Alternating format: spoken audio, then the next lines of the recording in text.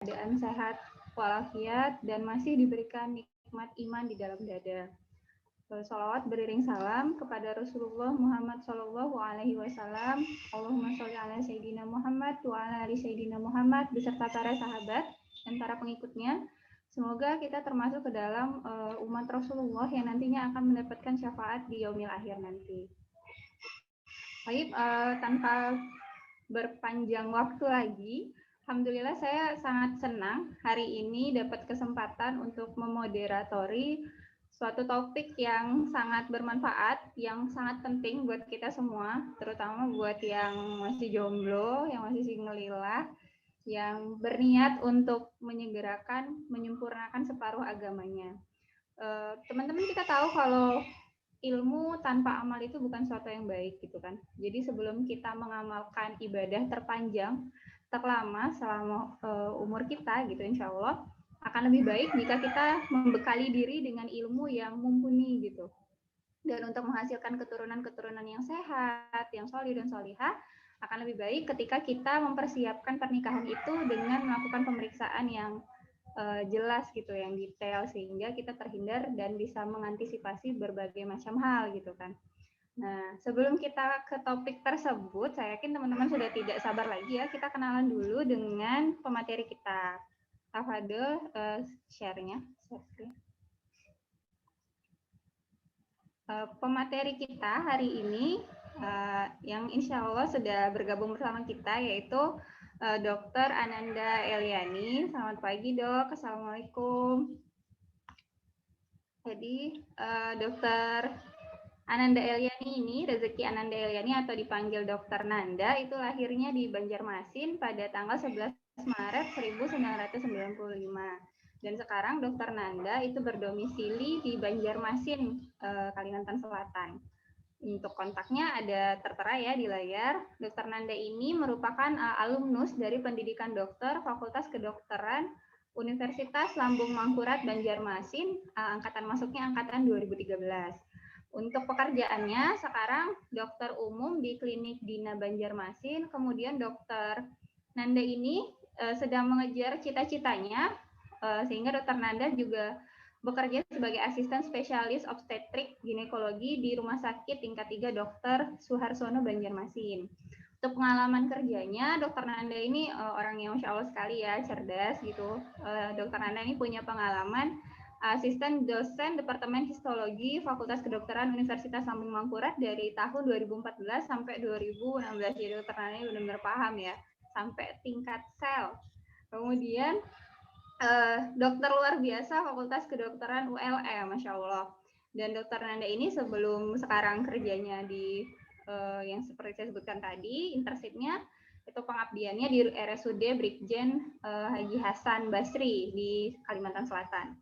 Kemudian untuk riwayat organisasinya, Dr. Nanda itu merupakan Kepala Departemen Badan Keuangan KSI Ashifa. KSI Ashifa ini organisasi kerohanian Islam di ULM di Universitas Lambung Mangkurat. Kemudian Dr. Nanda ini menekuni juga bagian kajian kedokteran Islam, awalnya masuk sebagai staf di full DFK pada tahun 2015, kemudian dipercaya diberikan amanah menjadi kepala departemen ini tingkat nasional ya, Departemen Kajian Kedokteran Islam dan Advokasi Full DFK Indonesia. Kemudian dilanjutkan menjadi DPO Full DFK dan sekarang juga mengemban amanah sebagai Sekretaris Umum 2 Prokami Kalimantan Selatan dari tahun 2019 sampai sekarang. Prokami itu Perhimpunan Profesi Kesehatan Muslim. Nah, ini prestasinya juga luar biasa. Saya yakin ini hanya sekelumit dari prestasi yang bisa ditampilkan. Memang kalau ditampilkan semua mungkin nggak muat ya. Jadi Dr. Nanda ini juara 3 KTI GT Skripta Research Festival di USU, kemudian finalis KTI di Airlangga Medical Scientific Week di Unair, kemudian finalis KTI di Venegore Medical Scientific Competition di Undip Semarang, kemudian juara 3 KTI Islamic Medical Scientific Festival di UMM, dan juara 1 esai ilmiah Islamic Medical Scientific Festival di FKUMM 2016. Kan? Dan motonya Dr. Nanda itu adalah jika bersama Allah semuanya akan baik-baik saja. Nah, baik, untuk teman-teman yang udah nggak sabar lagi untuk bahas, penting nggak sih screening pranikah, atau Kalau mau nikah ya udah nikah aja, yang penting Bismillah gitu. Gitu. Ternyata nggak kayak gitu ya teman-teman. Nah, supaya kita dapat ilmunya, sebelum kita mulai teman-teman kita luruskan niat terlebih dahulu. Kita ucapkan lafaz Bismillah. Semoga ilmu yang nanti akan disampaikan Dokter Nanda ini bermanfaat. Pada Dokter Nanda dipersilahkan. Oke, Assalamualaikum warahmatullahi wabarakatuh. Waalaikumsalam warahmatullahi wabarakatuh.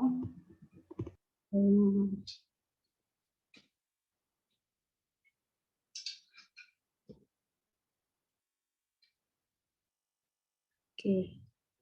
Selamat pagi teman-teman semua. Selamat pagi Dokter Dara sebagai moderator. Terima kasih sudah membacakan CV saya. Oke. Ini Cung dulu deh. Angkat tangan dulu deh. Yang kira-kira umurnya nih berkisar antara berapa nih? 20 sampai 25 ya? Atau 17 kalau saya, Dok. 15 kalau saya. Ya Allah. Masih di bawah umur. Kalau apa namanya? Dari dia paling banyak ini dari awam atau nakes ya?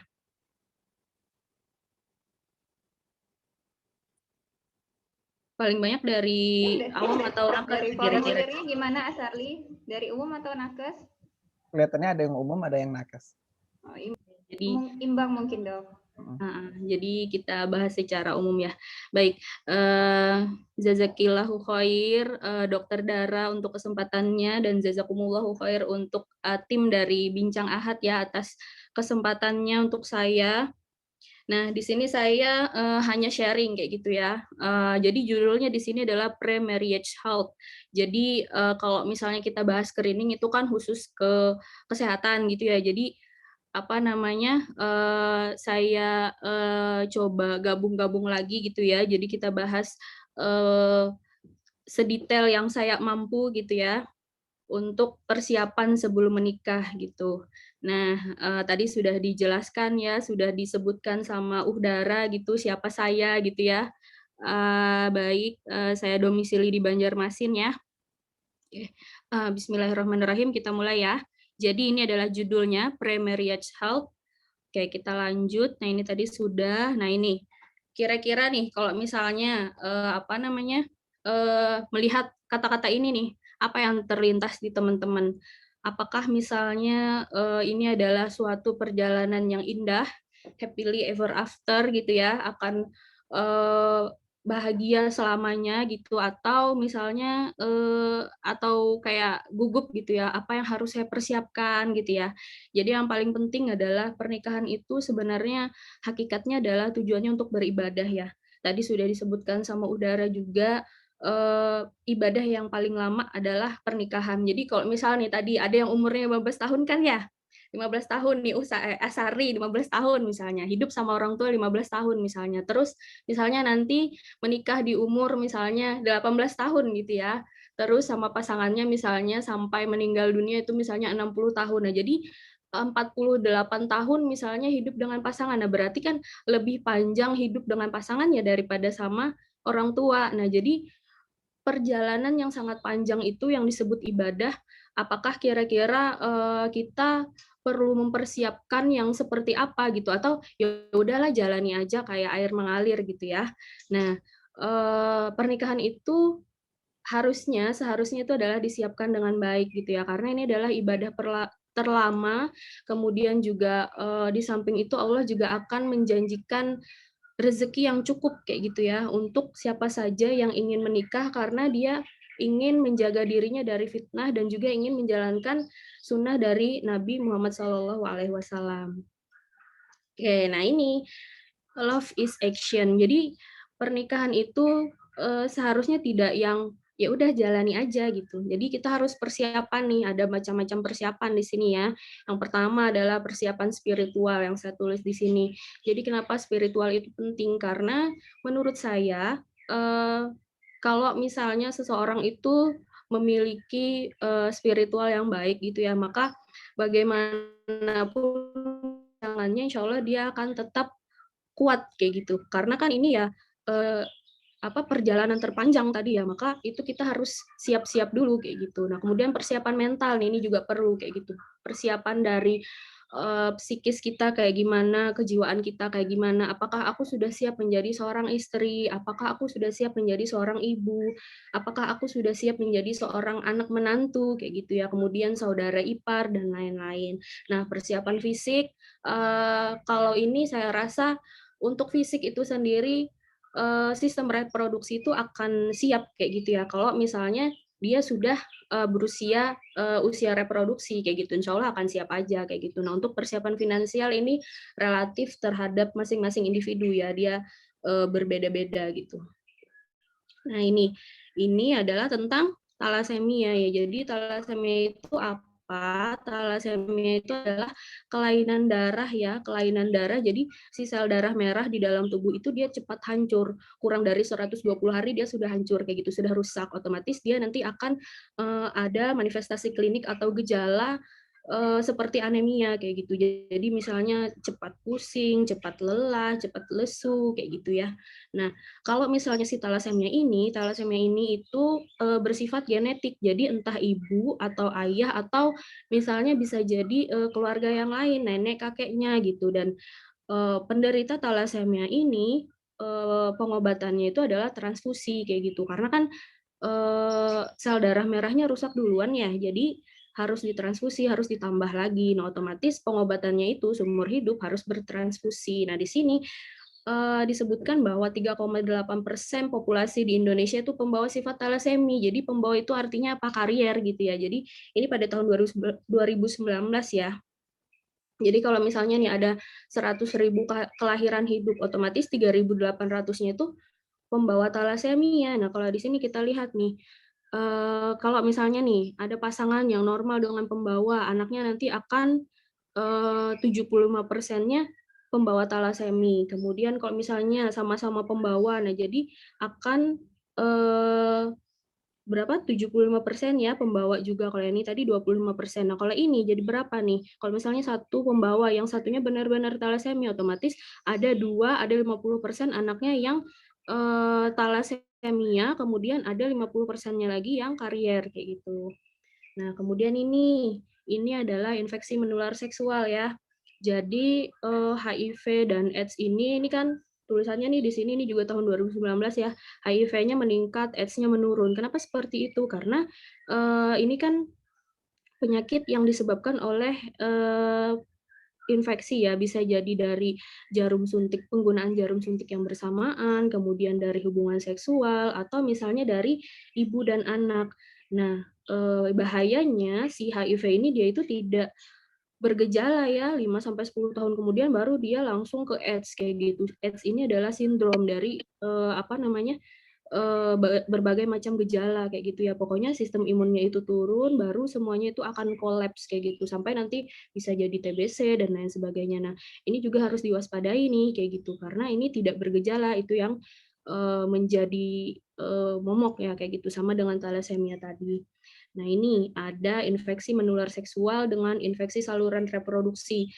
Kalau infeksi menular seksual, dia menular melalui hubungan seksual. Nah, kalau infeksi saluran seksual reproduksi, nah ini dia memang infeksi tapi tidak menularkan secara hubungan seksual. Jadi tapi ini juga perlu diobatin ya. Jadi ini sama-sama penyakit kelamin, anggapannya seperti itu. Nah, jadi di sini yang pertama untuk IMS itu sendiri ada gonore. Gonore ini adalah kencing nanah. Nah, jadi gejalanya itu adalah ada cairan berwarna putih kekuningan gitu ya, kalau di perempuan itu di muara serviks, kalau di laki-laki itu di muara uretra atau di muara lubang air kencing ya. Nah, kemudian ini ada sifilis atau bahasa Indonesianya itu diindonesiakan itu nama penyakitnya itu adalah raja singa. Jadi ini ada luka atau koreng kayak gitu ya, tapi dasarnya itu bersih. Jadi koreng yang tapi di atasnya itu tidak merah seperti itu. Tapi dia kalau misalnya ditekan itu nyeri. Nah, biasanya di mana? Itu biasanya di gland penis atau ini ya, di sini sama di bagian vulva kayak gitu kalau di perempuan. Nah, kemudian ini herpes genitalis ini seperti kayak bintil-bintil kayak gitu ya, tapi di atas di atas dasar kemerahan. Nah, kalau ini tadi kan bersih nih, kalau ini kemerahan, tapi ini juga sama-sama nyeri kayak gitu. Nah, ini kambuh-kambuhan kalau herpes genitalis. Nah, kemudian kalau ini sering nih pada wanita ya, gatal pada vulva kayak gitu. Jadi di apa namanya? Di bagian reproduksi bagian luarnya kayak gitu ya, gatal. Kemudian ada kemerahan dan apa namanya? Kemerahan juga, kemudian warnanya itu putih kental seperti susu. Nah, itu adalah kandidiasis ya atau jamur. Kemudian ada bakterial vaginosis, ini khasnya dia itu putih tapi keabuan, cuman baunya itu amis kayak gitu. Nah, kemudian ini nih, ini juga khas ya. Trichomoniasis itu dia mirip seperti bakterial vaginosis, cuman dia ada titik-titik kayak gini nih, strawberry spot. Jadi itu khasnya trichomoniasis. Tapi semua ini harus diobatin supaya apa? Supaya nanti berhubungan seksualnya itu tidak menularkan dengan pasangannya atau tidak menginfeksi pasangannya. Nah, ini tentang berat badan nih. Jadi di sini ada penelitiannya. Jadi hubungan kayak gitu antara metabolisme energi dengan reproduksi. Jadi dilihat nih, semakin tinggi berat badan seseorang wanita itu, maka semakin tinggi juga angka infertilitasnya. Nah, kenapa seperti itu? Apa hubungannya obesitas dengan infertilitas? Nah, di sini kita lihat nih. Nah, ini nih sel lemak kan. Sel lemak ini tuh dia punya banyak sekali mediator inflamasi. Kemudian juga ada hormon-hormon yang menyebabkan nanti insulin resistennya itu meningkat sehingga nanti akan menyebabkan infertilitas. Di samping itu pada bagian endometriumnya, nah itu nanti akan ada penurunan reseptor kayak gitu. Kemudian juga di folikelnya nanti dia akan menaikkan apoptosis dari folikel itu sendiri. Folikel itu apa? Folikel itu kantong berisi sel telur ya. Jadi kalau misalnya si kantongnya itu cepat mati, apoptosis itu cepat mati ya, dia mati duluan kayak gitu. Nah, kalau misalnya si folikelnya itu mati duluan kayak gitu, otomatis kan tidak ada sel telur yang dikeluarkan kayak gitu. Makanya bisa jadi infertilitas. Nah, ini apa sih kesehatan reproduksi itu sebenarnya gitu ya. Jadi menurut Depkes tahun 2000 nih, kesehatan reproduksi itu adalah suatu keadaan sehat secara menyeluruh mencakup fisik, mental, dan kehidupan sosial, tetapi yang berkaitan dengan alat serta fungsi dan proses reproduksi. Namun bukan hanya cuma bebas penyakit ya, tapi juga bagaimana seseorang itu memiliki kehidupan seksual yang aman sebelum dan setelah menikah. Jadi itulah kesehatan reproduksi. Apa sih yang harus kita jaga gitu ya? Apa sih artinya kayak gitu ya? Nah, ini memang untuk di sini lebih fokus ke perempuan ya. Jadi kalau misalnya buat laki-laki ini yang sedang nonton boleh di-sharing ke ke saudaranya gitu ya. Jadi yang pertama nih bagian luar. Bagian luar ini ada ini ya, bulu kemaluan. Nah, di sini banyak sekali terdapat kelenjar gitu. Nah, kemudian ini adalah klitoris, persamaannya adalah dengan gland penis. Kalau pada laki-laki ini banyak sarafnya di sini. Nah, kemudian ini adalah labia minora dan labia mayora ya. Jadi kayak sejenis pipi yang menutupin gitu. Nah, kemudian ini ada himen. Himen ini adalah selaput darah ya. Nah, ini ada uretra. Jadi kalau perempuan itu dia punya 2 lubang, ada lubang kencing sama lubang vagina gitu ya. Nah, kalau laki-laki kan cuma punya 1 lubang kencing. Nah, ini bagian dalam nih. Ini nih dilihat dari ini potong di tengah, kemudian dilihat dari samping. Nah, ini tadi si uretra tadi terusnya ke kandung kencing. Kalau ini si himen tadi, himen itu terusnya ke vagina, kemudian ini ada serviks atau mulut rahim, kemudian ini ada rahimnya atau uterus. Nah, ini ada indung telur, saluran telur. Ini yang indung telur, ovarium. Yang ini ada saluran telur atau tuba Pavlovi. Nah, ini lebih diperbesar lagi isinya adalah ini si indung telur tadi. Si ovarium tadi itu banyak berisi ovum yang dilapisi oleh folikel kayak gitu ya. Oke. Nah, ini kelainan anatomi reproduksi pada wanita ya. Jadi tadi sudah ada disebutkan ya sebelumnya himen. Himen itu adalah kalau bahasa Indonesianya itu selaput darah. Nah, ternyata si himen ini tuh punya beberapa kelainan kayak gitu. Yang pertama nih, septat himen. Artinya himennya itu bersekat kayak gitu. Nah, jadi dia normalnya itu seperti ini ya, anular. Nah, kalau ini dia berseptat, jadi bersekat. Kemudian ini cribriform. Cribriform itu adalah dia kayak titik-titik kayak saringan kayak gitu. Nah, kemudian ini imperforat himen. Jadi di sini himennya itu tertutup. Nah, biasanya kalau orang dengan himen tertutup ini dia itu sudah usia reproduksi tapi belum haid kayak gitu ya. Terus tiba-tiba datang misalnya ke IGD dengan keluhan nyeri perut setelah diperiksa gitu ya. Himennya ini tidak ada. Kemudian ada gambaran berwarna merah kebiruan kayak gitu. Namanya adalah kolpos ya, hematokolpos. Kemudian di sini ada parus introitus. Jadi di sini himen ibu yang telah melahirkan ya. Kemudian di sini ada kelainan dari bentuk uterus, jadi uterine malformation namanya. Nah, jadi yang pertama itu ada uterus di Delphis. Uterus di Delphis ini dia punya 2 vagina, ini vagina ya, 2 vagina, kemudian 2 serviks dan 2 kavum uteri. Nah, jadi ada punya dua. Jadi kayak seolah-olah bertanduk kayak gitu. Tapi si tuba fallopi sama si ovariumnya ini normal karena dia kan membahas tentang si uterus aja. Nah, kemudian uterus arcuatus. Nah, di sini nih kayak terlihat normal ya kayak gitu. 1 vagina, 1 serviks, 1 uterus. Ternyata kalau misalnya pada pemeriksaan fisik ya, itu di sini tuh kayak ada tonjolan kayak gitu. Nah, jadi sehingga menonjol ke dalam kayak gini. Kemudian ada uterus bicornis. Nah, kalau bicornis ini dia itu cuma punya 1 vagina, 1 serviks atau 1 mulut rahim, tapi dia punya 2 kavum uteri atau 2 badan rahim. Nah, kemudian kalau ini uterus bicornis unicolis rudimentary horn. Jadi dia tuh sebenarnya cuma punya 1 kavum uteri ya, 1 vagina, 1 serviks.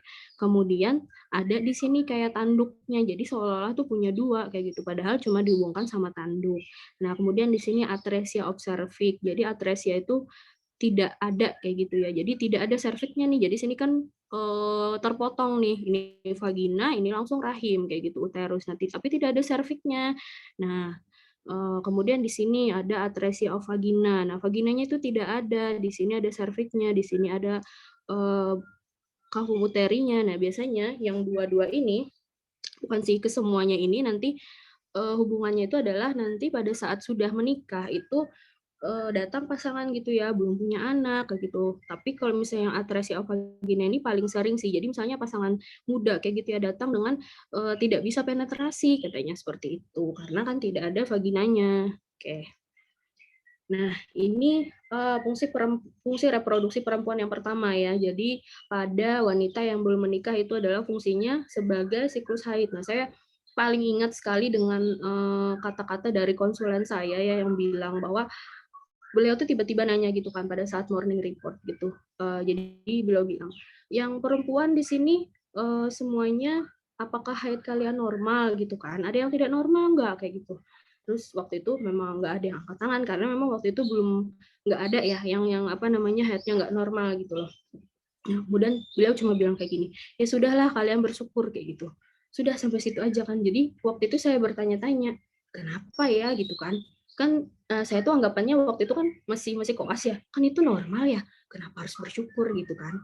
Belum mengerti lagi maksudnya hakikatnya itu seperti apa gitu ya. Jadi ternyata Allah itu menciptakan perempuan itu dengan sel telur itu pada saat dia lahir itu sekitar 400 sampai 450 selama dia hidup. Jadi si ovum itu tersimpan kayak gitu ya di indung telur ini, di ovarium ini.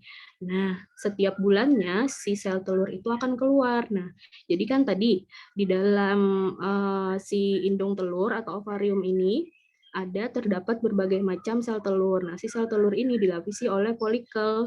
Folikel ini tuh dia ada cairan ya di dalamnya. Nah, jadi nanti dia membesar. Pada saatnya nanti dia bisa meletuskan gitu ya si ovum nih yang kecil ini adalah ovum atau sel telur. Nah, meletuskan si ovum ini terus ditangkap oleh si fimbre. fimbre dari tuba Fallopi ini. Kemudian si sel telur ini akan berjalan gitu ya dia, dan cara berjalannya ini pun sangat luar biasa kayak gitu. Ternyata di dalam di dalam si tuba Fallopi ini ada vili-vili atau kayak bulu-bulu halus, dan bulu-bulu itu cuma bergerak satu arah sehingga si sel telur ini tuh dia tidak terombang-ambing gitu ya. Bayangkan kalau misalnya nih arahnya kayak gini ya, bolak-balik bolak-balik. Jadi kan dia terombang-ambing. Nah, itu dia arahnya cuma satu arah kayak gitu, lurus lurus lurus kayak gitu. Nah, sampai nanti dia akan berada di sini di endometrium. Nah, pada saat kapan haid itu terjadi gitu ya. Jadi nanti pada saat sel telur ini tuh lepas gitu ya, sel telur ini tuh meletus kayak gitu ya, diletuskan oleh si folikel ini, nanti otak itu akan merespon, ini estrogennya tinggi nih kayak gitu. Jadi nah itulah yang dinamakan ovulasi ya. Nah ini adalah masa suburnya wanita pada saat ovulasi ini. Nah pada saat si sel telur tadi berjalannya dari ovarium ke sini, nah itu tubuh juga merespon dengan hormon-hormonnya ya, banyak. Jadi hormonnya itu ada dua kayak gitu. Yang paling penting ada estrogen sama progesteron. Nah pada saat si sel telur itu di sini ya, si ini kan tadi bekas folikel tadi itu dia akan nanti mengkerut menjadi korpus albikan ya. Pertama dulu korpus luteum, kemudian korpus albikan. Nah, setelah si korpus albikan ini tuh udah mengkerut gitu ya, si bekas folikel tadi, tubuh itu akan merespon dengan menaikkan progesteron di dalam tubuh kita. Progesteron itu gunanya untuk apa? Untuk menebalkan si dinding endometrium ini. Jadi nanti dinding endometrium kita itu menebal sekali gitu ya. Nah, gunanya untuk apa? Kalau misalnya ada sperma yang masuk, maka terjadilah implantasi gitu ya, implantasi. Nah, tapi kalau misalnya tidak ada sperma yang masuk, maka luruhlah si sel telur tadi bersama dengan menebalnya dinding ovarium tadi, dinding endometrium ini. Nah, jadi maka terjadilah darah menstruasi kayak gitu ya.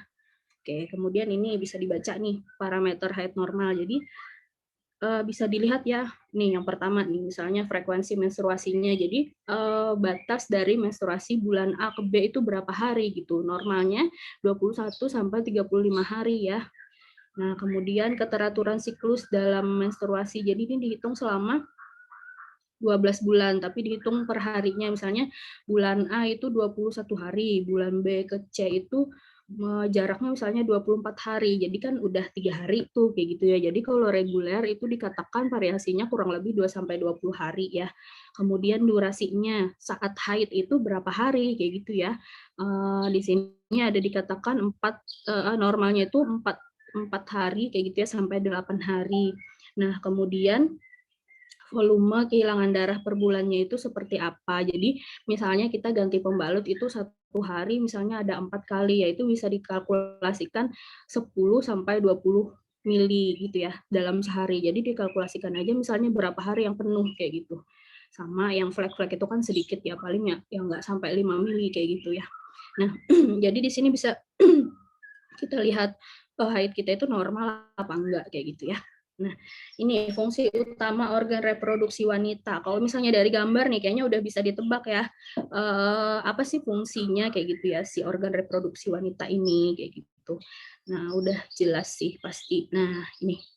Jadi, tadi nih, pasangan di depan tadi mereka itu honeymoon, kayak gitu misalnya ya.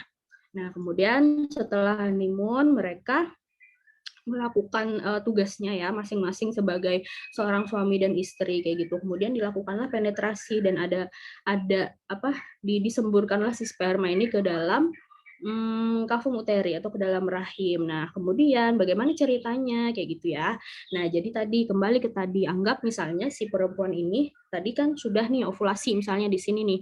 Jadi si sel telurnya sudah menuju di sini ya, misalnya sel telurnya di sini. Kemudian si spermanya itu berjalan, kemudian mereka bertemu misalnya di sini nih. Nah, setelah bertemu, mereka itu nanti akan menyatu dulu si sel sperma sama sel telur itu mereka akan menyatu. Kemudian setelah menyatu mereka akan jadi zigot dan membelah ya, melakukan pembelahan berkali-kali lipat kayak gitu banyaknya sehingga nanti akan menjadi morula dan blastosis. Blastosis ini nanti akan menempel di sini di mana di dinding endometrium. Nah, tadi kan kalau misalnya tubuh sudah menangkap bahwa ini ada penyatuan nih antara sperma dan ovum gitu ya. Maka tubuh itu tidak lagi memerintahkan untuk meluruhkan dinding endometrium, bahkan mereka akan menebalkan dinding endometrium untuk menjadikan tempat bagi si janin, calon janin itu untuk hidup. Nah, itulah luar biasanya ya. Maksudnya si organ ini nih sangat luar biasa kayak gitu, dan siapa yang mengaturnya itu kalau bukan Allah kayak gitu ya, kalau bukan kekuasaan Allah. Ini kan detail banget ya kayak gitu ya, sampai sedetail-detail itu nih baru kita membahas tentang bagaimana pertemuan si sperma dan ovum, kemudian bagaimana penyatuan dari sel, kemudian bagaimana pembelahan dan menempelnya dan proses implantasi gitu ya. Nah, belum lagi nanti misalnya kita membahas tentang perkembangan dari janin ya, dari yang kecil banget kayak gini sampai berbentuk menjadi bayi kayak gitu. Itu kan sangat luar biasa kayak gitu. Nah, itu yang memang ternyata kayak gitu ya. Yang kata konsulen saya dulu itu bersyukur itu ya maksudnya kayak gitu, yang ternyata setelah aku baru belajar gitu ya, benar-benar belajar dan memahami kayak gitu ya. Artinya Allah itu menciptakan manusia itu sangat-sangat sempurna, sedetail itu kayak gitu. Oke, nah ini masa subur wanita. Tadi sudah disinggung ya sebelumnya ya, bahwa ada fase di mana wanita itu ovulasi. Nah, ovulasi itu kapan? Nah, ovulasi itu adalah masa subur ya. Pada saat si sel telur itu diletuskan kayak gitu oleh si folikel yang matang ya. Jadi pada saat itu adalah hari ke 14 ya, sebenarnya itu 14 sampai 19 kalau misalnya di teori itu ya, 14 sampai 19 setelah hari pertama haid terakhir. Jadi misalnya bulan kemarin, bulan Januari misalnya ya, haidnya itu tanggal 1 Januari. Nah, jadi 1 Januari ya 14 berarti 15 Januari dong. Nah, itulah masa subur kita kayak gitu. Nah, kemudian bagaimana menghitung dari masa subur wanita gitu ya. Jadi di sini ada kalendernya kayak gitu ya. Jadi ini misalnya menstruasi tanggal 1 ya. Selama menstruasi itu kan tidak subur dan tidak boleh juga kan dibuahi ya. Kemudian setelah wanita itu haid, nah itu adalah masa-masa subur dia kayak gitu. Dari hari ke-8 sampai hari ke-19. Tapi yang paling subur itu adalah di tanggal ini nih. Pokoknya di antara tanggal 11 sampai 16 gitu ya. Nah, jadi misal nih bagaimana cara menghitung masa subur wanita gitu ya. Jadi ovulasi itu kan terjadi 14 hari sebelum haid berikutnya. Nah, misal hari pertama haid itu tanggal 1 Desember. Nah, prediksi haid berikutnya adalah 28 hari lagi misalnya nih. Kalau misalnya siklus haidnya itu normal 28 hari, berarti kan haid selanjutnya itu 1 ditambah 28 berarti 29 ya. Nah, 29 dikurangin 14 ya.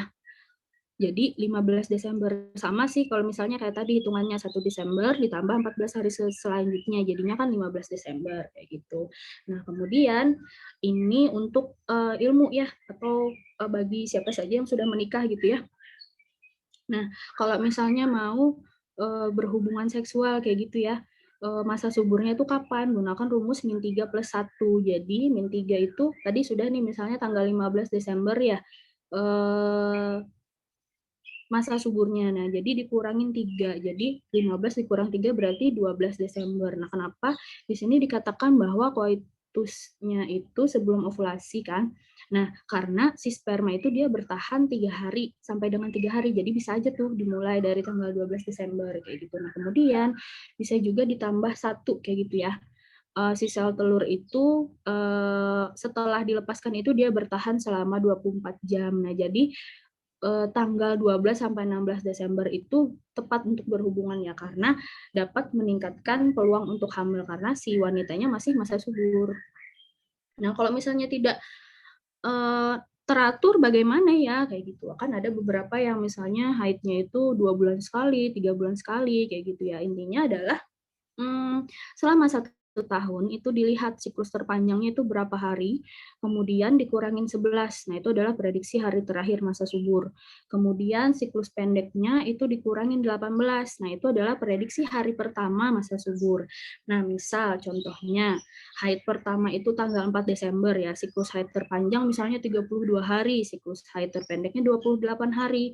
Nah, 32 hari ini dikurangin 11 ya, jadi 21. Kemudian siklus terpendeknya 28 hari ya, dikurangin 18 artinya 10. Nah, jadi hitung dari 10 hari dari haid pertama. Jadi misalnya haid pertamanya itu tanggal 4 ya. Jadi tanggal 13 itu adalah prediksi hari pertama masa subur. Nah, kemudian hitung 21 hari dari haid pertama ya, tanggal 4 ditambah 21 gitu ya, dari tanggal 4 sampai 21, berarti tanggal 24 adalah prediksi hari terakhir masa subur. Jadi artinya pada tanggal 13 sampai 24 itu adalah prediksi dari rentang masa suburnya. Nah, kemudian fakta dan mitos kehamilan nih. Kan akhir-akhir ini ada macam-macam berita ya, ada yang berenang di kolam renang umum bisa menyebabkan kehamilan, kemudian ada hamil itu karena disebabkan oleh masuk angin kayak gitu. Nah, hal-hal yang seperti itu kira-kira kayak gitu ya, itu apakah fakta atau mitos ya kayak gitu. Jadi kita jangan cepat-cepat percaya dengan berita-berita, kita harus cari tahu dulu kebenarannya ya, jangan-jangan itu hanya hoax belaka kayak gitu ya. Nah, ini nih yang paling utama dari materi ini ya. Jadi premarital check up. Nah, jadi itu apa sih kayak gitu ya? Itu adalah rangkaian pemeriksaan yang bertujuan untuk memeriksakan kesehatan pasangan yang akan menikah, dan di mana itu adalah untuk mengetahui penyakit menular yang mencegah penyakit tersebar pada pasangan atau anak di kemudian hari. Intinya adalah screening ya, atau cek terdahulu kayak gitu ya. Cek terdahulu pasangan dan supaya tidak menularkan ke anak nantinya kayak gitu. Nah, di sini ada beberapa ada beberapa jurnal ya. Jadi ada di sini yang pertama undiagnosed hemoglobinopati. Jadi hemoglobinopati itu termasuk tadi talasemia ya. Jadi ada talasemia yang tidak terdiagnosis karena tidak melakukan screening sebelumnya. Nah, kemudian yang di sini premarital screening dan genetic counseling program. Nah, ini katanya dia akan meningkatkan motivasi, kemudian pengetahuan tentang genetik sampai dengan kesehatan mental kayak gitu ya, sampai dengan membentuk keluarga yang sehat kayak gitu ya, dan reproduksi yang sehat serta mencegah dari fertilitas kayak gitu. Nah, jadi di sini premarital health counseling itu adalah sesuatu yang seharusnya dikerjakan kayak gitu ya bagi siapa saja yang ingin menikah. Oke, berarti ada sesuatu yang perlu ditanyakan nanti ya pada calon pasangannya kayak gitu, apakah punya riwayat kayak gitu ya, keluarga bagaimana. Jadi di screening kayak gitu. Nah, kapan sih dilakukan screening pranikah kayak gitu ya? Waktu terbaik adalah pada saat masa prakonsepsi. Kapan itu? 3-6 bulan sebelum masa menikah. Nah, jadi pada saat ini nih 3-6 bulan kayak gitu ya. Kalau misalnya sekarang nih sudah siap kayak gitu ya mau menikah, CV sudah ada, kemudian sudah bilang sama orang tua atau murabbiahnya atau murabbinya ya sudah siap menikah. Nah, boleh tuh dicek kayak gitu ya. Memeriksakan diri sendiri terdahulu kayak gitu ya. Boleh. Nah, kemudian persiapan pranikah itu apa saja? Nah, jadi yang pertama itu adalah pemeriksaan kesehatan fisik. Kemudian yang kedua itu adalah pemberian imunisasi yang sesuai kayak gitu ya, yang dianjurkan. Kemudian yang ketiga itu persiapan nutrisi dan kondisi fisik. Yang keempat ada menjaga kesehatan organ reproduksi. Jadi kesehatan reproduksinya itu dijaga. Nah, menurut Kemenkes tahun 2019 apa aja pemeriksaan pranikah itu? Yang pertama adalah pemeriksaan darah mencakup darah lengkap, kemudian golongan darah dan resus, dan juga golongan darah. Kemudian yang kedua ada pemeriksaan hepatitis B, TORCH, dan HIV/AIDS. Kemudian yang ketiga itu adalah tes urin. Nah, untuk persiapan kesehatan fisik nih, apa aja yang diperiksa gitu ya, tanda-tanda vital. Yang pertama ada tekanan darah, nadi, nafas, dan suhu. Kemudian tanyakan riwayat penyakit dahulu, riwayat penyakit keluarga, riwayat operasi, dan riwayat psikiatri. Kemudian diperiksa juga ya pemeriksaan darah rutin, jadi kayak hemoglobin, HB, leukosit, dan trombosit. Kemudian pemeriksaan darah yang dianjurkan itu tadi ada golongan darah dan resus, kemudian HIV, thalassemia, hepatitis B dan C, TORCH, itu mencakup toxoplasmosis, rubella, CMV, dan herpes simplex. Kemudian juga pemeriksaan urin ya. Nah, di sini ada beberapa kondisi medis yang mempengaruhi terhadap kehamilan. Jadi apa saja itu? Yang pertama adalah PGDM atau pregestational diabetes mellitus. Jadi ini resikonya nanti apa untuk anak ya? Ada anomali kongenital dan komplikasi kehamilan lainnya.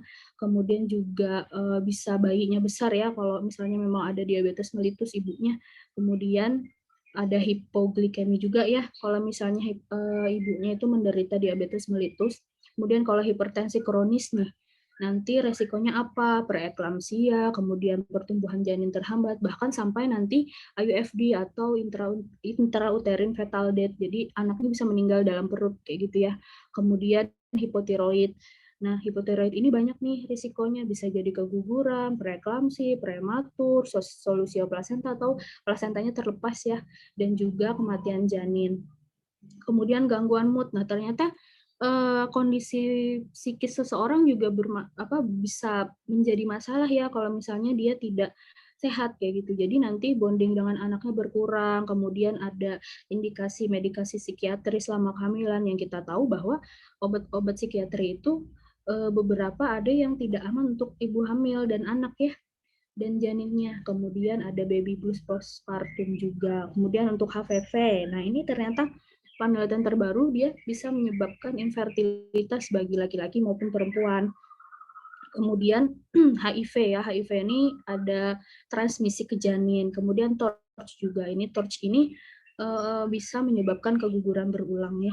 Jadi perlu diwaspadai. Nah, ternyata pemeriksaan premarital check up itu tidak murah, teman-teman. Lumayan mahal ternyata kayak gitu ya. Nih, saya cuma nemunya nih di RSUI ya yang paling murah, tapi belum termasuk dengan imunisasi TT, belum termasuk dengan pemeriksaan TORCH-nya, kemudian pemeriksaan dan lain-lain ya. Lumayan mahal gitu, sampai jutaan loh kayak gitu kan. Ya ternyata persiapannya itu memang lumayan ya, sampai pemeriksaan screening aja seperti ini kayak gitu. Oke, nah kemudian bagaimana kebutuhan nutrisi prakonsepsi? Nah ini nih Asarli nih jagonya nih ya, karena beliau dari gizi ya. Nah intinya adalah kebutuhan selama sebelum dan setelah hamil itu berbeda.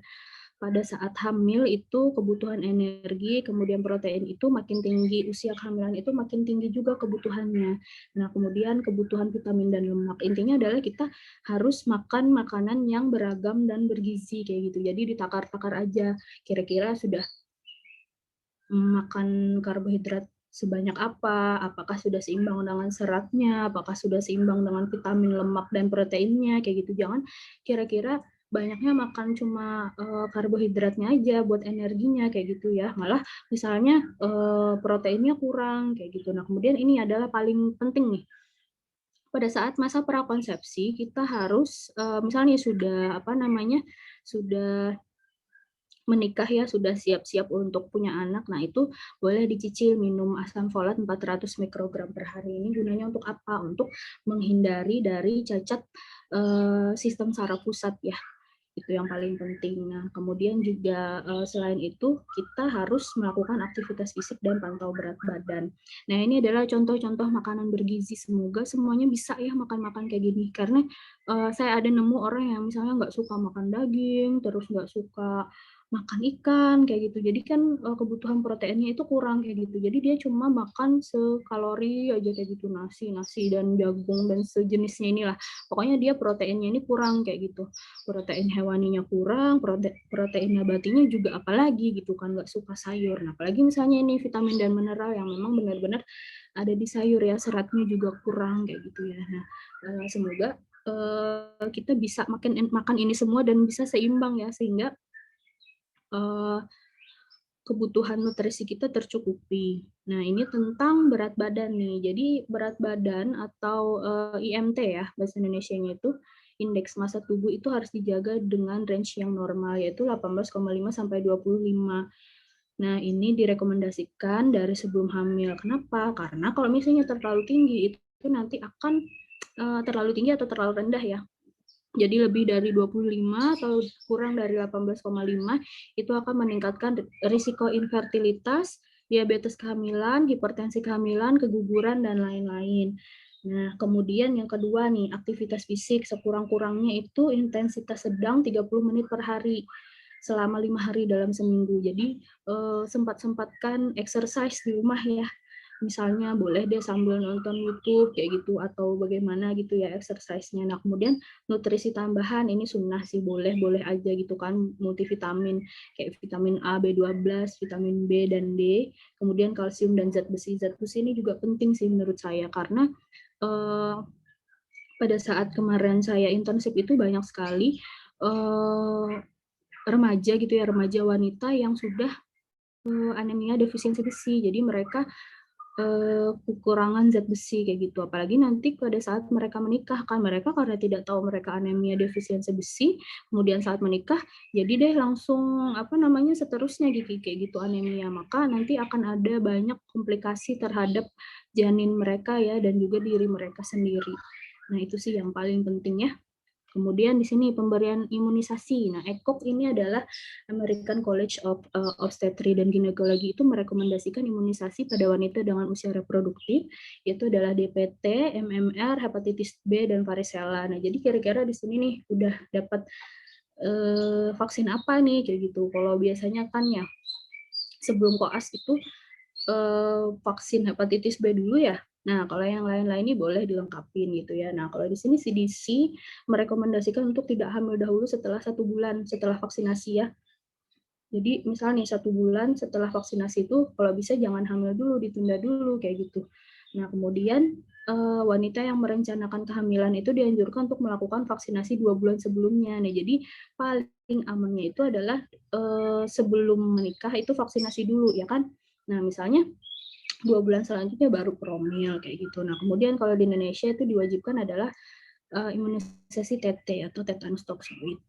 Nah, TT ini ada 5 imunisasi ya, pemberian imunisasi. Jadi tapi kebanyakan itu yang saya lihat ya, kalau di Banjarmasin sih imunisasi TT ini cuma 1 kali pada saat caten katanya. Nah, setelah itu imunisasi kedua nggak lagi disuntikan kayak gitu, imunisasi yang TT ketiga nggak lagi, apalagi 4 dan 5 ini sangat jarang sekali.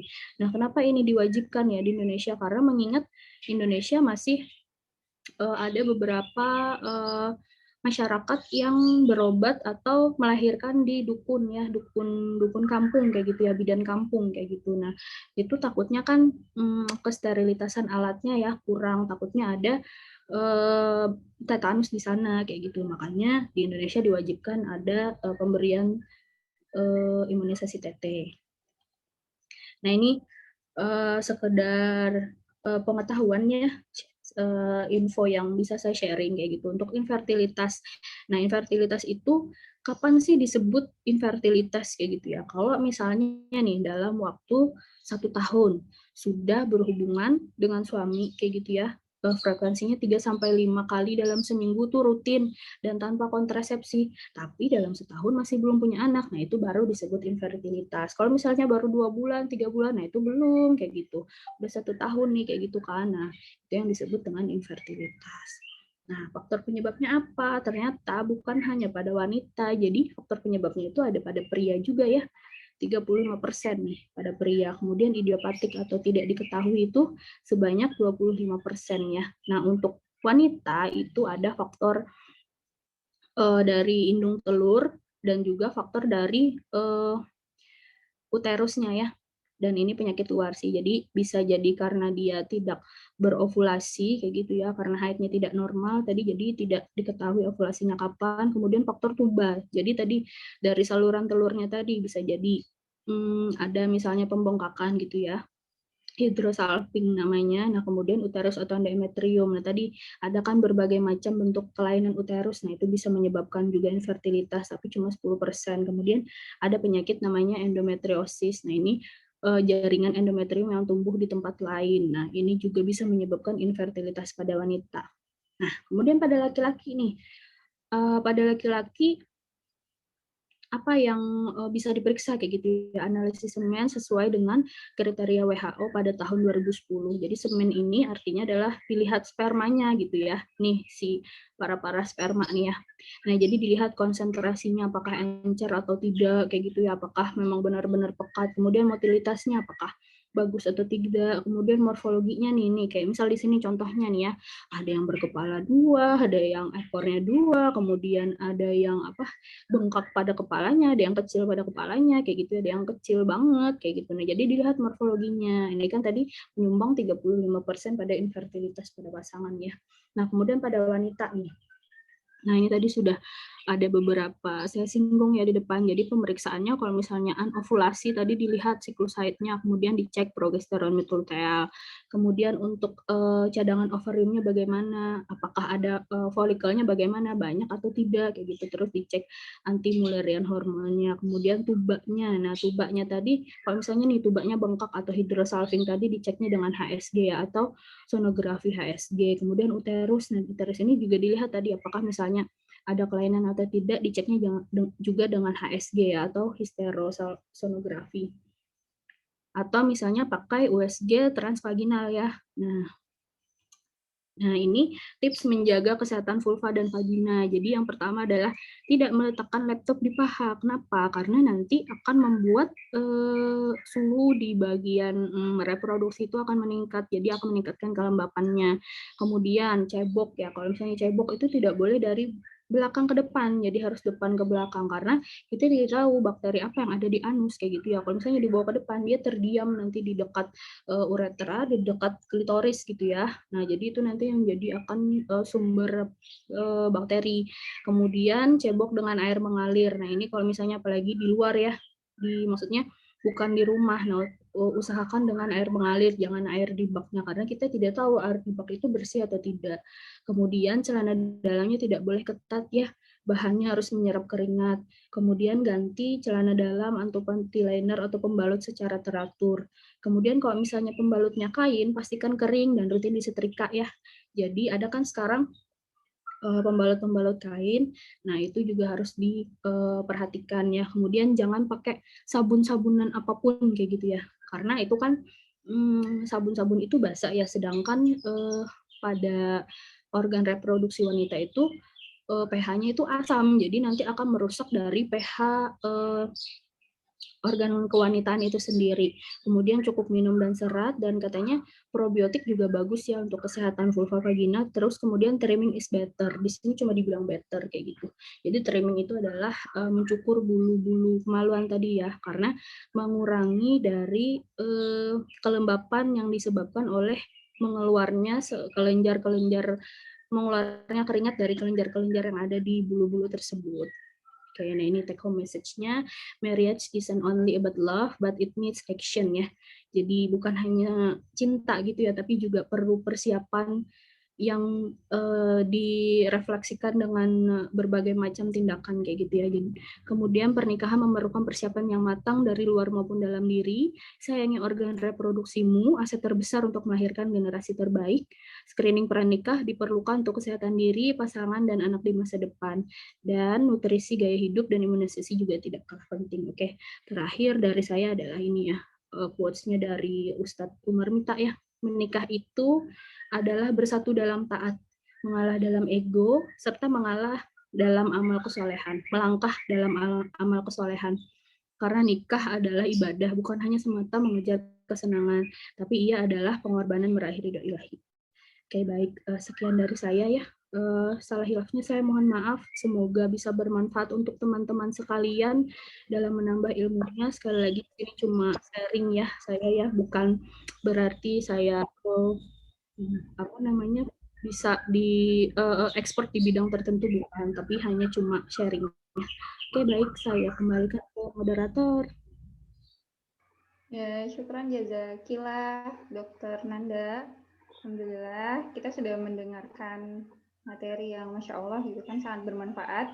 Mungkin teman-teman di sini ada yang mau diskusi, ada yang mau bertanya, atau ada yang mau konfirmasi gitu. Ternyata yang saya tahu selama ini kok agak berbeda ya dok, gitu kan. Ya, Pak Dok, silahkan boleh di chat dulu, atau kalau mau langsung open mic, silahkan.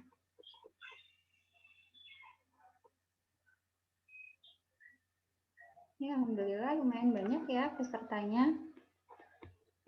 Ada yang sudah menikah, ada juga yang belum, ada yang OTW, ada yang tinggal nyebar undangan. Ayo dong, nanya.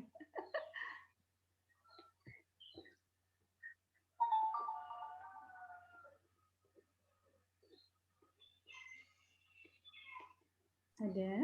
Aku nanya deh. Ada yang mau nanya? Mas Sarli mau nanya? Ya, siap. Ya, silakan. Oke. Tadi kan untuk pemeriksaannya cukup mahal ya, 19 ya, di diskon lagi kan. Nah, jadi kalau misalnya menurut dari Unanda sendiri sebenarnya seberapa penting gitu, dalam artian tuh kalau misalnya uangnya mungkin belum cukup kan, yang mana aja dulu yang didahulukan? Terima kasih. Oke, terima kasih ya atas pertanyaan. Saya langsung jawab ya, Udara. Belum dipersilahkan ya. Ya, langsung aja, Dok. Oke, terima kasih. Terima kasih pertanyaannya ya, Sarli ya. Jadi kalau menurut saya pribadi ya, pemeriksaannya kan memang mahal itu ya. Jadi yang paling pertama itu kita tanya-tanya aja lah dulu kayak gitu kan. Punya penyakit apa gitu kan sebelumnya, terus ditanya lagi punya penyakit di keluarga enggak, pokoknya dari yang wajib di screening tadi itu ditanya-tanya aja kayak gitu selama misalnya pada saat ta'aruf ya. Mungkin di sini ada yang sudah menikah nih, boleh nih di apa namanya, boleh sharing nih bagaimana kemarin itu nanya-nanyanya gitu kan seputar penyakitnya gitu misalnya. Nah, kalau saya sih seperti itu kayak gitu. Kalau misalnya memang mengarah ke apa namanya, tidak ada penyakit-penyakit yang menular, yang paling penting adalah penyakit yang menular seksual tadi ya. Kemudian juga penyakit-penyakit yang berbahaya tadi kayak HIV, kemudian kayak apa namanya, thalassemia itu kan bisa ditanya dari pertanyaan biasa aja kayak gitu. Kalau misalnya mau boleh cuma cek kesehatan umum kayak darah rutin aja dulu kayak gitu. Kemudian dicek lagi kan tadi ada BMI dan lain sebagainya. Nah, dari situ deh bisa kita lihat kayak gitu. Kira-kira orang ini nih sehat luar dalam nggak sih kayak gitu sih kalau menurut saya. Karena kan lumayan tuh harganya, ada yang sampai 2 juta. Kemudian untuk torch itu sendiri itu lumayan mahal juga. Saya ada pernah konsulen gitu ya bilang kalau torch itu sendiri karena dia mahal banget kayak gitu ya, dan sifatnya itu tidak urgen, jadi boleh tidak diperiksakan kayak gitu. Nah, kecuali memang misalnya nih kan ada juga tuh misalnya apakah ada hubungan gitu ya torch dengan yang punya kucing kayak gitu misalnya. Nah, itu lihat dulu kucingnya bersih apa enggak, dia rutin divaksin apa enggak kayak gitu. Kalau misalnya memang ada gejala nih kayak gitu kan bisa ditanya. Kalau misalnya nih Asari nih mau nanya nih ke cewek, tanya aja, haidnya normal enggak gitu. Tanya aja dari situ. Jadi udah bisa kelihatan kan kayak gitu. Nah, itu tipsnya sih buat apa namanya? Ikhwan kayak gitu ya. Kalau buat akhwat ya susah sih nanyanya kan, nggak bisa tuh ditanya kayak gitu ya kualitas sperma seperti apa. Nah, kalau kualitas kesuburan kan bisa ditanya dari situ. Itu sih menurut saya. Oh, ayo Asarli segerakan, kata di chat. Silakan. Waduh. Ya, terima kasih. Gimana itu Mas Sarli? Jelas ya? Jelas. Jelas, alhamdulillah. Silahkan kalau ada teman-teman yang mau bertanya lagi. Yuk. Ini sayang sekali nih ilmunya Nanda, ilmunya Dokter Nanda tuh udah persiapan banyak loh. Siap ditanya macam-macam. Ini ada pertanyaan nih di red message ya ke saya ya. Oh, Oh, langsung pasti. pesan. Ada nanti Katanya setelah ini misal, Dokter jadi Anadio ya. saya, jadi saya jawab di sini aja ya. Misal nih dari screening tersebut terdapat kelainan atau masalah itu kira-kira gimana ya dok? Nah jadi misal dari screening itu dilihat lagi kan, apakah kira-kira penyakit tersebut bisa diobatin atau tidak kayak gitu, atau misalnya bersifat genetik. Nah kalau misal bersifat genetik ya, misal kayak si talasemia tadi, nah itu kan resikonya adalah nanti kalian akan punya anak dengan apa namanya, resiko pengobatan seumur hidup, resiko transfusi seumur hidup. Nah, jadi itu harus difikirkan lagi ya dari pribadi masing-masing, apakah mau tetap dilanjutkan dengan resiko seperti itu atau tidak dilanjutkan, seperti itu ya kalau menurut saya kayak gitu. Gitu. Gimana yang bertanya? Saya nggak tahu saya yang nanya siapa. Insya Allah jelas ya. Rahasia aja. Kalau misalnya belum jelas boleh di DM. Langsung ini ya, langsung di direct message gitu. Oke. Kita next tadi ada Mas Anadio Septiawan yang ngacung tangan. Mungkin ini persiapan untuk anak kedua ya. Aduh. Silahkan. Sudah berpengalaman ini Pulung. Ya, assalamualaikum warahmatullahi wabarakatuh. Ini pamer hasil. Baru mandi, pamer hasil nih. Ya, terima kasih banyak Dokter Nanda atas materinya, sangat bermanfaat sekali. Banyak sekali ilmu yang bisa kita dapatkan ya teman-teman dari Dokter Nanda ini. Ya, saya menanya mungkin terkait tadi yang kelainan kongenital tadi. Kan ada triasi serviks sama triasi vagina ya.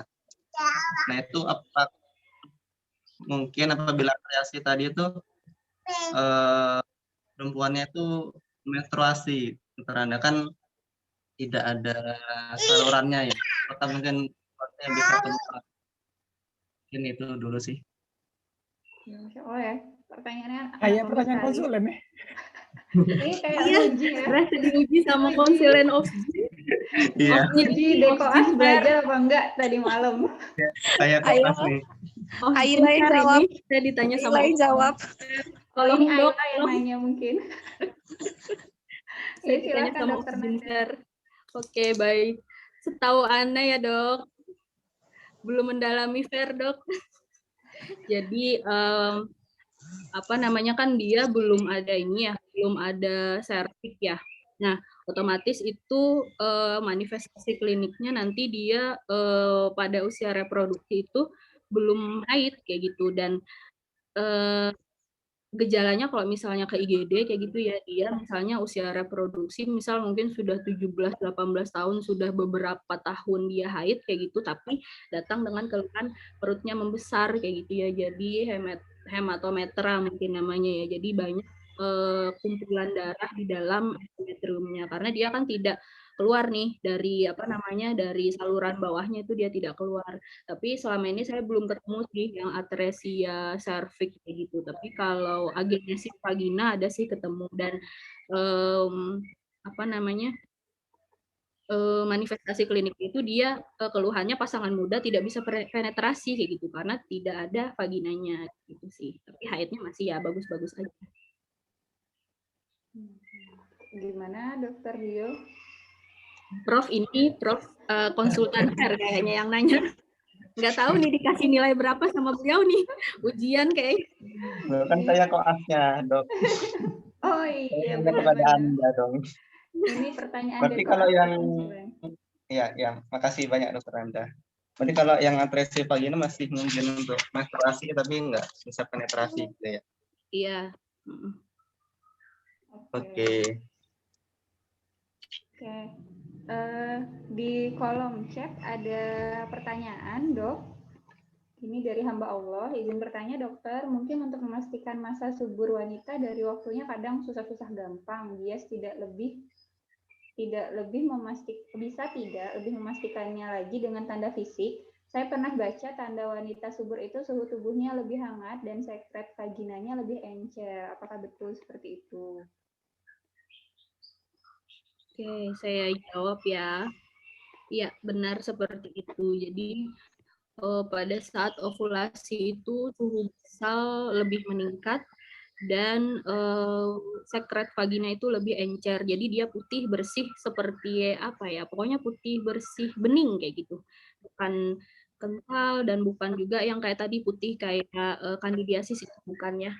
Jadi itu benar sih. Tapi ini kan lebih apa namanya? Lebih subjektif ya, nggak bisa disamaratakan kayak gitu. Tapi memang tanda-tandanya seperti itu di tubuh itu mengapa ya namanya mengkompensasinya seperti itu. Suhu basal pasti akan meningkat pada saat ovulasi gitu sih. Dan teori sekret itu bisa digunakan pada saat nanti misalnya sudah menikah ya. Jadi bisa dilihat tuh kalau misalnya susah mencari masa suburnya gitu. Jadi dilihat-lihat aja sekret vaginanya seperti apa warnanya gitu sih setelah haid. Oke, semoga ini menjawab ya. Tadi pertanyaannya gimana, hamba Allah? Insya Allah cukup ya. Ya, terima kasih dokter katanya. Silakan bagi teman-teman yang lain kalau misalnya ada yang mau ditanya. Atau saya yang nanya. Saya pernah dengar tentang imunisasi HPV ya dok. Itu kan salah satu imunisasi yang dianjurkan ya karena salah satu pencegahan terhadap CA cervix gitu. Itu gimana usia idealnya untuk imunisasi HPV itu? Kemudian ada nggak sih batasnya ketika misalnya udah usia sekian, kayaknya kita nggak perlu lagi deh vaksin HPV gitu. Oke, setahu saya ya, kalau misalnya vaksin HPV itu kalau dari jurnal-jurnal itu mereka merekomendasikan itu pada saat usia reproduksi kayak gitu. Jadi misalnya sudah haid kan misalnya umur 12 tahun ya, jadi mulai dari 13 tahun itu sudah boleh divaksin HPV kayak gitu. Nah, yang paling utamakan itu adalah pada saat pada orang-orang yang sudah menikah ya. Jadi pada wanita-wanita yang usia subur dan usia reproduktifnya masih tinggi dan sudah menikah juga, aktivitas seksual tinggi, nah itu diperlukan vaksin HPV. Tapi kalau untuk usia maksimal nggak usah divaksin lagi, saya belum tahu sih ya sampai sejauh ini belum apa namanya belum baca lebih lanjut, belum nanya ke konsulen juga gitu ya. Kalau untuk vaksin yang maksudnya waktu yang nggak usah lagi divaksin karena memang itu kan lebih riskan pada orang-orang yang aktivitas seksual sama pada tahun-tahun yang memang masih tahun-tahun subur kayak gitu anggapannya sampai sebelum menopause lah sampai 50 tahun kayak gitu. Terima kasih dok. Teman-teman ada yang mau nanya lagi? Silakan. Ya, ada dari Ervika Angga, teman SD ku loh. Udah lama nggak ngeliat, malah Nice. ketemu di Zoom. Silakan.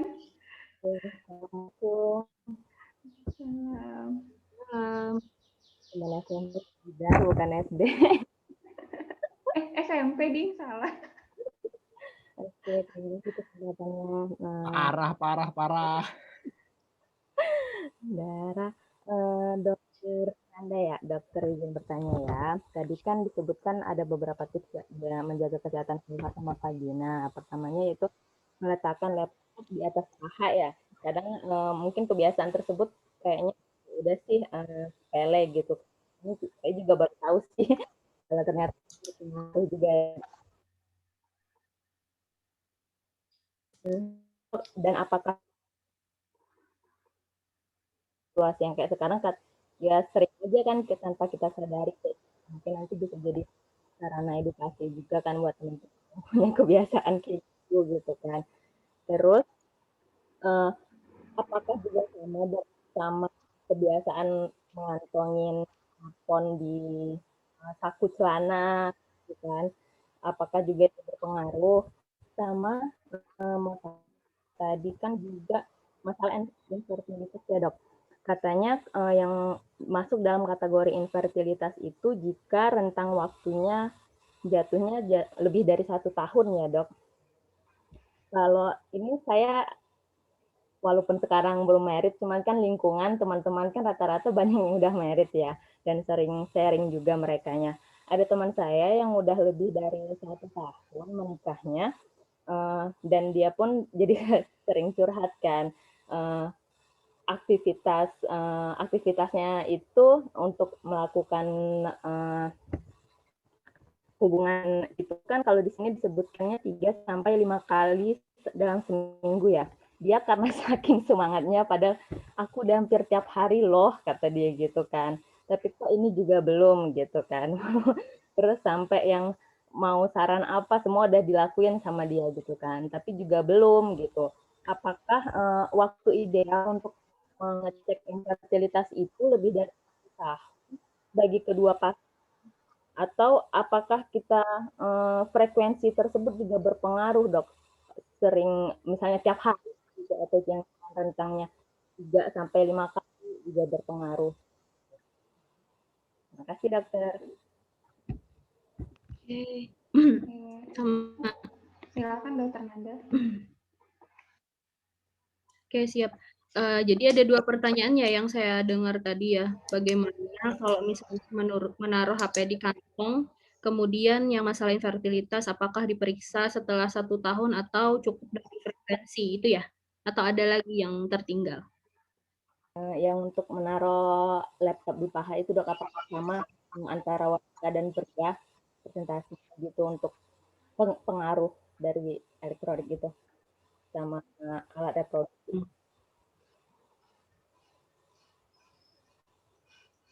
Oke. Jadi untuk menaruh HP di kantong, dulu ada sih yang apa namanya penelitian yang bilang seperti itu ya, tapi tidak spesifik apakah dia akan menyebabkan kayak meningkatkan kelembapan kayak gitu ya. Apakah misalnya signal dari handphone itu akan merusak apa namanya merusak atau mengganggu dari fungsi organ reproduksi itu, dia tidak spesifik menyebutkan seperti itu. Di sini lebih disebutkan adalah laptop ya. Tapi kalau misalnya secara ini ya sama-sama barang elektronik ya lebih baik itu ya jangan ditaruh sih kayak gitu. Apalagi kalau kita cewek kan biasanya pakai tas juga tuh. Jadi lebih aman dijauhkan dari tubuh sebenarnya. Nah, kalau misalnya sama juga kalau misal tidur nih, kalau misal tidur tuh kalau bisa sebutnya lebih jauh aja atau misalnya kalau misalnya dekat ya buat alarm gitu. Nah, kalau bisa tuh pakai ini mode pesawat ya misalnya. Jadi mengurangi dari signal dari handphone itu sendiri yang bisa mempengaruhi bukan hanya fungsi organ reproduksi tapi juga fungsi yang lain kayak gitu. Kemudian yang kedua itu tentang infertilitas. Nah, mau tanya dulu, temennya ini udah nikah 1 tahun atau kurang atau lebih? Tahun ini sih udah 2 tahun dan kebetulan yang wanita itu kan dia sudah pernah menikah ya sebelumnya. Jadi ini tuh dengan suami keduanya gitu kan. Dan dia udah punya anak dengan suami pertamanya itu gitu kan. Makanya kalau dibilang infertilitas aku gimana ya? Padahal kan aku udah pernah punya gitu kan. Apakah tapi suami aku juga nggak mau ngecek dia gitu dan dia pun udah dua ini loh tiap hari loh ini loh katanya gitu udah usaha loh katanya ini salahnya di mana gitu. Sebenarnya kalau misalnya dirunut ya, kalau misal dirunut itu yang pertama misal nih kan si perempuannya ini sudah anggapannya sudah dulunya udah pernah punya anak ya. Kemudian yang laki-lakinya ini apakah dulu sudah pernah menikah dan sudah pernah punya anak juga? Belum. Oh, belum. Nah, jadi kalau misal sesuai dari sana, ya misal nih sudah 1 tahun atau 1 tahun lebih, kemudian frekuensinya juga sudah sering, sangat sering sekali, yaitu artinya kan tiap hari tuh, nggak ada jeda ya tiap hari.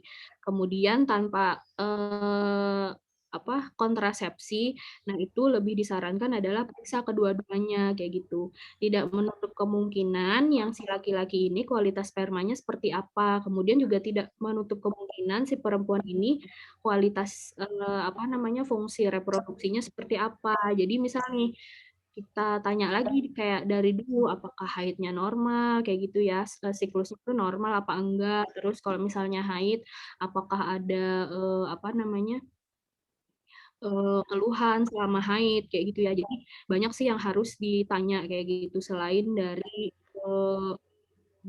berhubungan dengan frekuensi sering kayak gitu, karena infertilitas itu bisa terjadi pada kedua-duanya. Jadi kan tadi yang laki-laki itu 35%, yang perempuan 40%, dan yang idiopati itu 25%. Jadi menurut saya sarannya kalau misalnya sudah sering berhubungan, kemudian tanpa kontrasepsi, dan sudah lebih dari 1 tahun, boleh deh dicek aja lah kedua-duanya kayak gitu.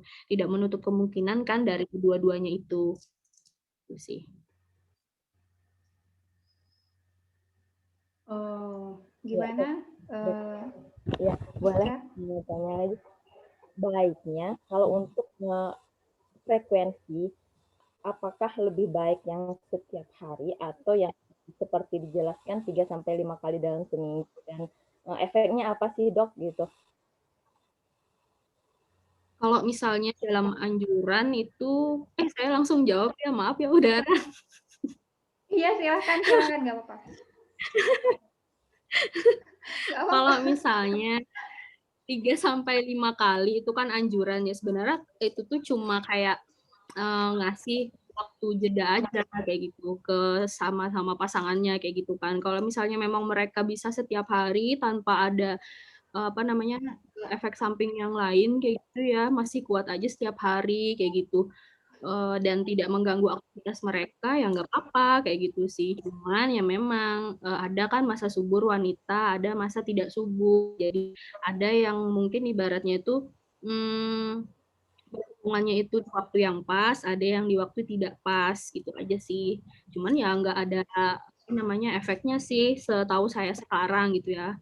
Karena ya memang saya belum expert di bidangnya gitu. Setahu saya sekarang tuh seperti itu. Tidak ada tidak ada kontraindikasi lah anggapannya kayak gitu. Oke. Makasih banyak. Sama-sama, semoga bisa menjawab ya. Iya, alhamdulillah. Mungkin kalau setiap hari lebih ke capek kali ya, nggak bosen gitu ya. Saya kadang sangat bersemangat. Kata Ini ada berhubungan seks itu bisa jadi reproduksi, bisa jadi relasi, bisa jadi rekreasi. Nah, rekreasi ya. Jadi rekreasi sama relasi. Jadi mereka makin intim, makin dekat gitu sih. Selain reproduksi itu tadi. Tapi kalau misalnya saya bahas itu di dalam slide tadi kayaknya terlalu advance kayak gitu. Iya. Oh, ini ada satu lagi pertanyaan. Mungkin ini pertanyaan terakhir ya. Assalamualaikum dokter, izin bertanya. Apabila pranikah diperiksa normal semua, tapi setelah menikah dan berhubungan aktif beberapa tahun sulit memperoleh keturunan. Apa bisa seperti itu? Kalau bisa, faktor apa saja yang bisa mempengaruhinya dan bagaimana solusinya? Terima kasih. Oke, langsung jawab ya. Jadi sebenarnya ada beberapa faktor yang ibaratnya dia itu tidak konkret ya. Maksudnya tidak stagnan, bukan tidak konkret sih, tidak stagnan. Jadi misal contoh seperti yang pertama adalah usia. Kemudian yang kedua adalah berat badan, yang ketiga adalah apa saja yang dimakan setiap hari, faktor nutrisi lah anggapannya seperti itu. Yang keempat adalah faktor dari organ reproduksinya itu sendiri. Karena misalnya yang pertama nih usia dan faktor organ reproduksi itu kan sangat berhubungan ya, karena tadi pada saat hidup gitu ya, pada saat bayi manusia si perempuan itu dikasih Allah itu ada 400 ovum di dalam tubuhnya. Nah, semakin lama itu kan ovumnya semakin berkurang tuh. Setiap tahunnya itu 12 ya berkurang. Nah, otomatis tersisa ovum-ovum yang sisa, anggapannya seperti itu kan. Tidak tahu nih ovum yang sisa ini bagus apa enggak. Kayak gitu tuh yang pertama. Sama seperti dengan kualitas sperma kayak gitu juga kan. Nah, kemudian yang kedua itu tentang berat badan. Nah, katanya sih ya, kalau misalnya setelah hamil itu biasanya akan menggendut bersama. Benar apa tidak sih? Saya kurang tahu nih. Yang sudah menikah nih, benar apa tidak?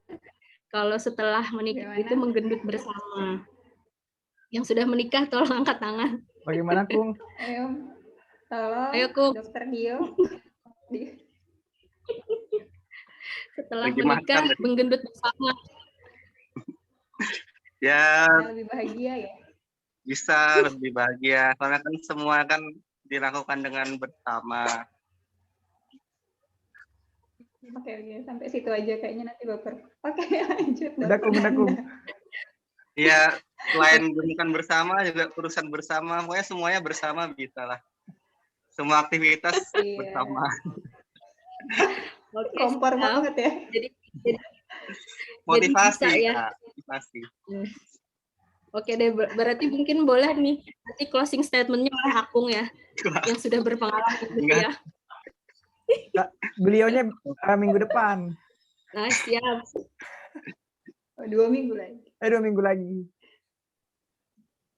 Oke, nah jadi ya BMI di apa namanya diperhatikan juga bisa kan apa namanya meningkat kayak gitu. Kemudian apa yang dimakan setiap hari itu juga dilihat. Misalnya sebelum nikah misalnya rutin zumba, terus rutin dan lain sebagainya. Nah, setelah menikah misalnya nih karena si pasangan, ayo deh kita makan ini, ayo kita jalan, ayo kita makan, jadinya ikut-ikut juga kayak gitu. Jadi dietnya tuh misalnya nih kacau balau misalnya kayak gitu. Nah, jadi ada beberapa faktor sih yang menyebabkan kayak gitu ya. Kalau misalnya memang di luar dari apa namanya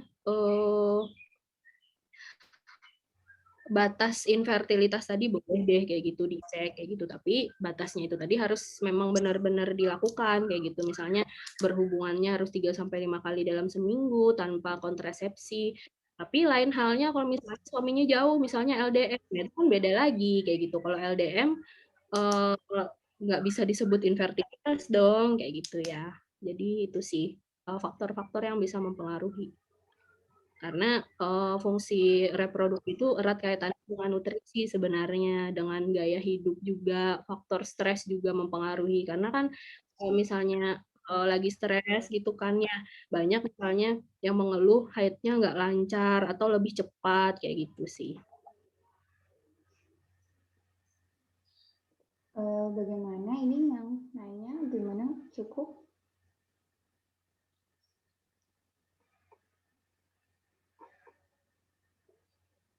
Jelas ya, insya Allah.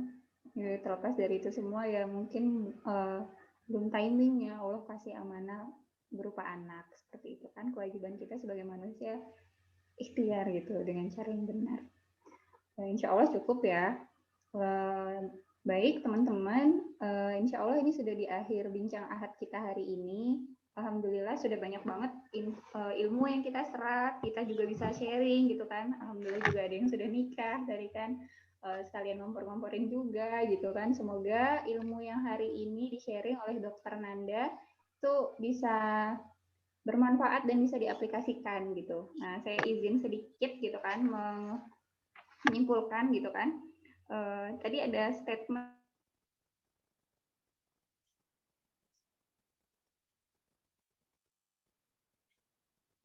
ke jenjang yang lebih serius,